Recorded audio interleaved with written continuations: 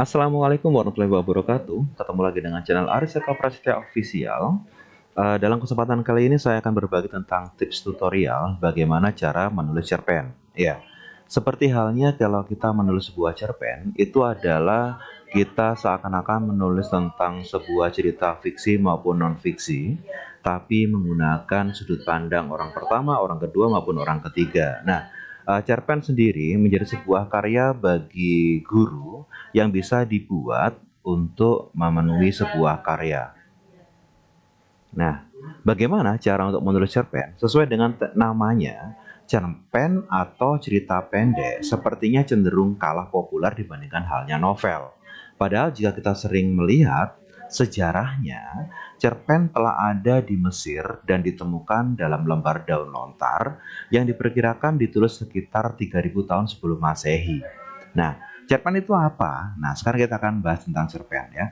Sebelum kita menulis cerpen, kita harus tahu menyediakan waktu, yaitu hal-hal yang berkaitan dengan penulisan cerpen. Yang pertama adalah seringkali penulis dengan langkah yang selalu berbeda dan tentunya bergantung pada panjang cerita Anda. Jadi sediakan dulu yang pertama adalah waktu, kira-kira 10 sampai 20 jam atau 1 hari ya. Itu bergantung juga dengan panjang cerita yang akan Anda bikin. Misalnya 2000 sampai 5000 kata untuk cerita pendek mungkin menghabiskan antara sekitar 5 sampai 10 jam.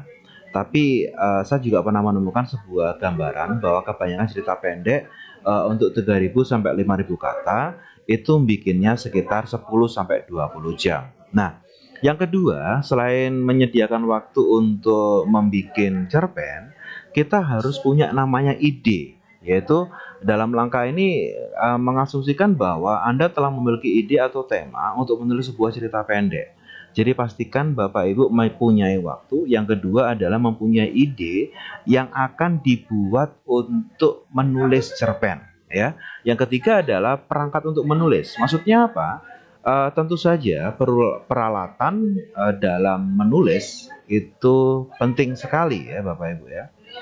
Jadi sangat berpengaruh dalam kesiapan Anda dalam menciptakan karya tulis Anda. Nah, ini Bapak Ibu, 7 langkah terbaik dalam menulis cerpen. Apa saja 7 langkah-langkah tersebut? Yang pertama adalah penulis awal cerita dalam satu waktu. Ya, seperti apa akan kita bahas nanti. Yang kedua adalah menentukan protagonis. Ya, protagonisnya seperti apa. Kemudian menulis paragraf pertama yang menarik. Mengingat beberapa kejadian. Yang kelima adalah memeriksa ulang tulisan Anda dan perhatikan dengan teliti. Yang keenam, saatnya mengedit dan menyempurnakan tulisan. Yang ketujuh adalah membagikan cerpen hasil karya Anda. Itu adalah 7 langkah dalam menulis cerpen. Sekarang kita akan membahas untuk langkah yang pertama kita, yaitu menulis awal cerita dalam satu waktu. Nah, jangan terlalu banyak pertimbangan Bapak Ibu untuk membuat atau mengenai ide-ide cerita yang lain yang justru menyulitkan langkah pertama Anda dalam menulis. Dan ingat, ketika Anda mulai menulis dasar cerita, pastikan menulis dalam satu waktu saja. Jika Anda menunda-nundanya, kemungkinan akan menjadikan ide cerita yang tadinya sudah mengalir justru akan kembali hilang dan menemui jalan buntu. Menulislah terus seperti air mengalir, jangan risaukan dulu hal lain. Inilah yang terpenting sebagai langkah awal Anda dalam menulis sebuah cerita. Maka di modul, kalau Bapak Ibu para membaca modul, kami juga menyediakan yang namanya tutorial menulis menggunakan suara, menggunakan speech note maupun speech key. Ya, nah jadi Bapak Ibu bisa ketika menemukan ide tadi itu menuliskan hal-hal yang diperlukan dalam membuat cerita dalam suatu waktu. Jadi pastikan ketika Bapak Ibu membuat sebuah cerpen setelah menemukan ide di bagian awal, itu langsung saja tulis aja apa adanya. Nggak usah memikirkan, waduh tulisan saya salah dan seperti apa bagaimana itu ya. Jadi yang penting nulis dulu Bapak Ibu. Sediakan waktu untuk menulis cerpen. Kemudian pada langkah awal ini, silakan menulis saja, tidak perlu takut yang namanya salah. Nanti salah kita di bagian edit saja ya. Jadi biarkan mengalir, ide tadi mengalir seperti air dan Bapak Ibu akan menemukan sebuah alur cerita yang bagus ya, seperti itu. Terus yang kedua adalah menentukan protagonis. Maksudnya apa? Menentukan protagonis di sini. Bisa saja Anda menjadi protagonis jika cerita yang Anda tulis mengenai kejadian yang menimpa Anda. Jadi tokohnya adalah Anda sendiri. Apakah boleh? Boleh. Itu namanya sudut pandang orang pertama. Tapi juga bisa kita menggunakan sudut pandang orang kedua, ya, apalagi orang ketiga juga boleh, ya, atau mungkin teman Anda atau siapapun itu, ya. Jadi protagonis dalam tulisan dasar Anda belum tentu narator atau dia selalu orang baik dalam cerita. Sebaliknya, protagonis ini adalah orang yang bisa membuat keputusan yang mendorong cerita tersebut menjadi seru, ya. Biasanya, untuk mengetahui protagonis adalah dengan menemukan satu karakter yang banyak memberi makna pada cerita tersebut. Satu hal lagi, ya, ketika Anda sudah menemukan protagonisnya, maka Anda akan lebih leluasa dan mempunyai banyak ide lagi untuk memperbaiki tulisan dasar Anda tadi, ya. Jadi jangan lupa tentukan lakone sopo, ya. Jadi lakon atau protagonisnya siapa yang membawa alur cerita itu sehingga menjadi sebuah cerpen yang baik, ya, itu. Yang ketiga adalah menulis paragraf pertama yang menarik. Ini Bapak Ibu yang sering saya jumpai di beberapa cerpen yang pernah saya baca, novel maupun cerpen, ya. Nah, itu rata-rata mereka membuat sebuah cerpen itu di bagian paragraf pertama itu dibikin yang wow, ya, sama seperti artikel, ya Bapak Ibu. Jadi cerpen ini mungkin membuat sebuah apa ya, hal pengantar di awal di paragraf yang pertama itu menarik sehingga pembacanya itu kepo untuk membaca selanjutnya, ya. Cerita pendek selalu melestarikan karakter dan adegan. Biasanya hanya berfokus pada satu titik konflik dan tiba-tiba ada hal tak terduga yang sama sekali tidak dapat ditebak oleh pembaca sekalipun. Nah, membuat kalimat narasi dalam paragraf pertama harus bisa menangkap perhatian pembaca dengan hal yang tidak biasa, yang tak terduga, dan sebuah konflik yang benar-benar seperti nyata adanya. Ingat, jika Anda menginginkan pembaca terhipnotis dengan apa yang Anda tulis, mulailah dengan menulis baris pertama yang sempurna. Ya, jadi seperti ini ya Bapak Ibu, yang Bapak Ibu lihat ini, ya. Ini adalah buliran kata pengagum rahasia, salah satu cerpen yang saya bikin dengan penulis cerpen yang ada di Australia, di Sydney tepatnya. Nah, ketika beliau menceritakan tentang kisah temannya, tentang kehidupan rumah tangganya, nah, beliau sangat pintar sekali membuat sebuah narasi kalimat pertama. Betapa indahnya kehidupan keluarga tanpa sang penggoda. Wow, ya. Jadi itu kalimat awal yang bikin saya akhirnya, waduh, ini maksudnya apa ini? Sehingga di situ akhirnya saya membaca kelanjutannya. Akhirnya kepo gitu Bapak Ibu. Protagonisnya siapa ya? Kemudian konfliknya apa ya? Memecahkan seperti apa? Dan itu ketika mendapatkan konflik, ya, seakan-akan kan ini ada orang kedua gitu ya Bapak Ibu, ya. Nah, ketika mendapatkan konflik tersebut, itu saya menebaknya ini bakalan nanti pelakornya ini pasti akan disingkirkan. Tapi ternyata enggak, ya. Nah, ada cerita-cerita tertentu. Sehingga kalau Bapak Ibu kemarin ngelihat film Layangan Putus, sinetron Layangan Putus, itu ya keren Bapak Ibu, ya. Jadi seperti itulah cerita, mengambil cerita yang bagus Bapak Ibu. Kemudian yang keempat, mengingat beberapa kejadian. Maksudnya apa, ya? Setiap cerita terdiri dari serangkaian adegan-adegan atau kejadian-kejadian yang berlangsung di tempat tertentu dan waktu tertentu. Tugas Anda pada langkah ini adalah mengingat kembali beberapa kejadian yang terjadi dalam kehidupan Anda atau siapapun yang berada dalam cerita pada tulisan dasar Anda tadi. Manfaatnya adalah untuk memudahkan Anda dalam menulis dan memperbaiki kembali semua tulisan dasar yang telah Anda buat di awal. Kalau perlu, buatlah sedikit tulisan terpisah mengenai kejadian Anda. Nah, jadi Bapak Ibu bisa menggabungkan apa yang Bapak Ibu dalam ide Bapak Ibu, terus kemudian diceritakan kembali menggunakan kejadian-kejadian yang mungkin pernah dialami atau pengalaman dan sebagainya. Banyak hal ini Bapak Ibu saya jumpai juga dalam karya-karyanya Terelie dan sebagainya.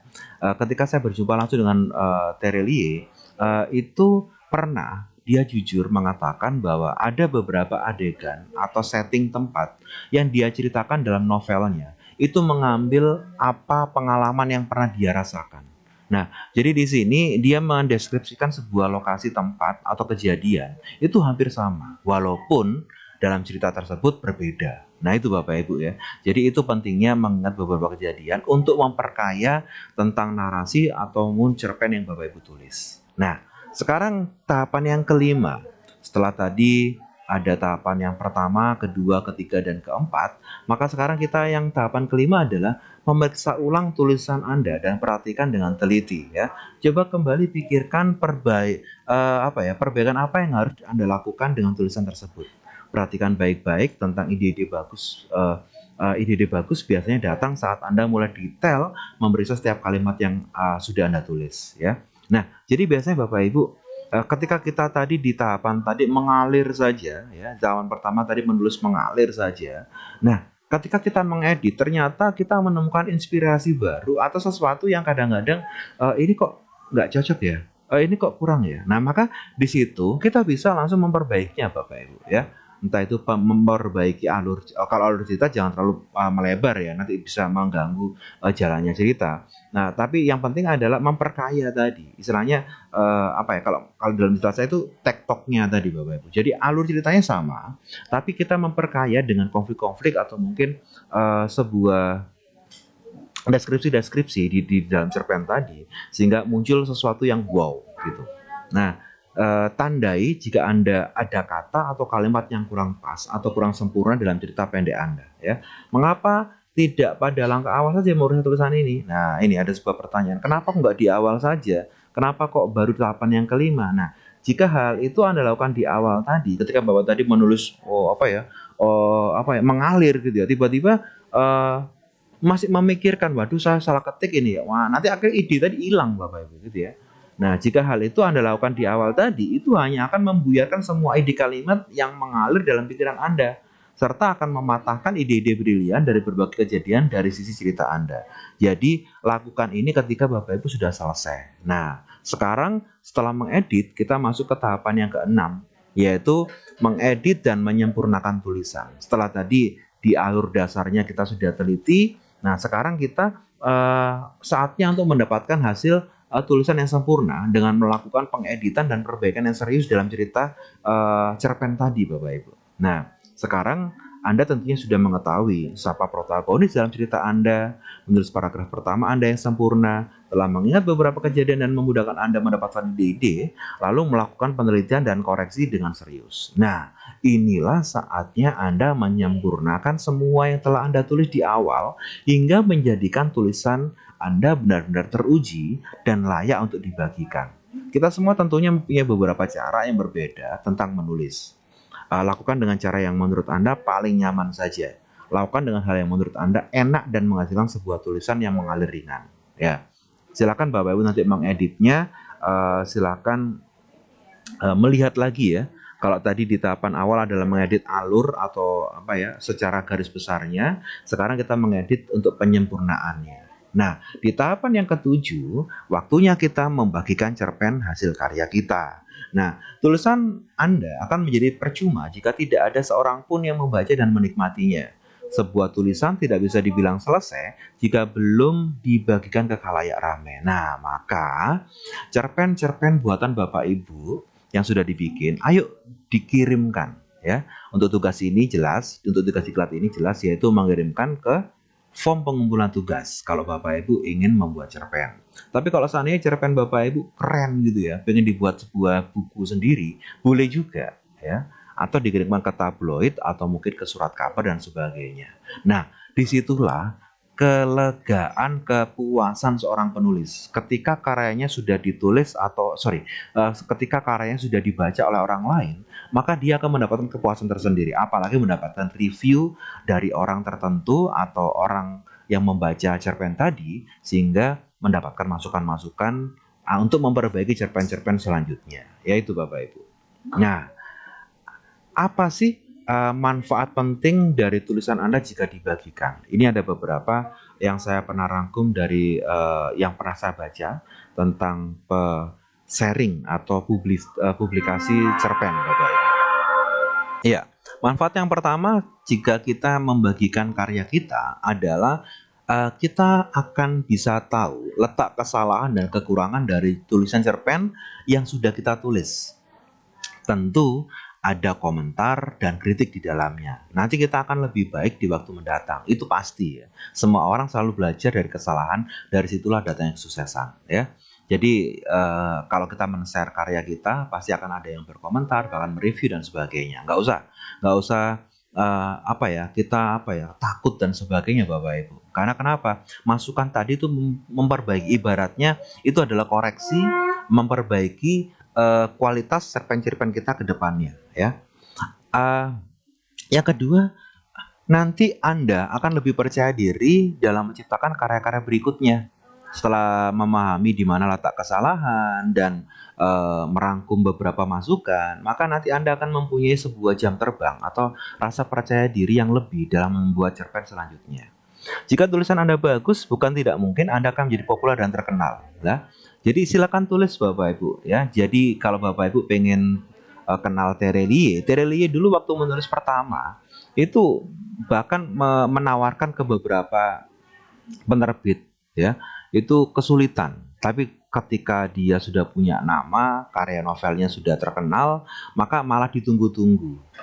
Terelie juga pernah berkata sama saya Bapak Ibu, waktu beliau menulis itu hampir selesai, tiba-tiba dia merasakan tidak nyaman dengan gaya tulisannya karena beberapa masukan dari temannya, review-review sebelumnya. Terus akhirnya dia membatalkan untuk menerbitkan karya tersebut. Pernah terjadi seperti itu. Jadi buat Bapak Ibu yang masih belajar membuat cerpen, termasuk saya juga masih belajar ya Bapak Ibu ya. Nah, ini jangan jangan takut untuk menulis cerpen, karena apapun yang kita tulis jika kita bagikan, ketika dikritik, dikasih masukan, itu menjadi sebuah bahan yang menjadikan kita semakin percaya diri ke depannya, karena kita belajar dari kesalahan ya. Kemudian karya Anda akan dikenang dan menjadi referensi untuk penulis lain. Wah, betapa senangnya ya kalau apa yang kita tuliskan ternyata menjadi referensi atau bahan rujukan penulis yang lain ya. Ada kebahagiaan tersendiri menjadi penulis dan siapapun tidak bisa membayangkannya. Mendapatkan penghasilan tambahan dari menulis jika tulisan Anda layak menurut banyak orang. Bisa dijual, bisa tulis di tabloid, bisa nulis antologi ya. Terlebih kalau di diklat ini Bapak Ibu nanti kalau menulis cerpen yang terbaik akan dibuka secara gratis ya. Itu Bapak Ibu. Lanjut. Ya. Ini kalimat penutup dari saya. Science without religion is lame. Religion with science without science is blind ya. Itu dari Albert Einstein. Nah, untuk tugasnya Bapak Ibu, jadi Bapak Ibu nanti akan mendapatkan tugas. Nah, tugas diklatnya adalah ini Bapak Ibu. Silakan membuat satu cerpen ya. Cerpennya mau fiksi, non fiksi silahkan. Mau pengalaman pribadi sudut orang pertama, sudut orang kedua, sudut orang ketiga silahkan ya. Yang penting kriteria penulisannya ini Bapak Ibu, original ya, jangan kopas ya Bapak Ibu ya. Buatan sendiri. Nanti kami akan mengeceknya menggunakan plagiarism checker. Kemudian silakan diketik di MS Word dengan ukuran kertas A5 ya. Tolong jangan di PDF kan ya Bapak Ibu ya. Sekali lagi saya mengatakan tolong ketika membuat tugasnya nanti jangan di PDF kan, tapi biarkan di MS Word saja. Karena kami akan mengaturnya kembali, mengeditnya seandainya tulisan Bapak Ibu terbaik ya, atau bagus ya, layak untuk dibukukan secara gratis nanti, maka itu akan kami masukkan dalam buku antologi cerpen yang keren tentunya. Silakan menulis menggunakan font Calibri ukuran 11 dengan spasinya single. Untuk marginnya atau batasnya adalah 2 cm, kanan, kiri, atas, bawah 2 cm. Cerpen boleh diberi gambar ilustrasi pada bagian depan atau tengah cerpen ya. Kemudian di bagian akhir diberikan profil penulis ya, misalkan nama, kemudian instansi, kemudian mungkin sosial media yang bisa dihubungi dan sebagainya ya. Silakan nanti ditulis di bagian akhir dari cerpennya Bapak Ibu. Nah, untuk cerpen itu minimal 2 halaman, maksimal 6 halaman. Nggak usah panjang-panjang ya Bapak Ibu ya, biar nanti bisa merasakan semuanya untuk bikin cerpen ya. Semoga nanti karya terbaiknya muncul dari sini ya. Sudah termasuk profil penulis ya 6 halaman ya. Kemudian silakan tugasnya dikumpulkan via form pengumpulan tugas ya. Itu Bapak Ibu tutorial tentang membuat cerpen ya. Semoga bisa diikuti kemudian segera menulis. Ingat, sediakan waktu, cari ide, dan langsung eksekusi idenya, mengalir saja, baru edit dan publikasikan. Terima kasih dari saya, Aris Eka Prasetya Official. Assalamualaikum warahmatullahi wabarakatuh.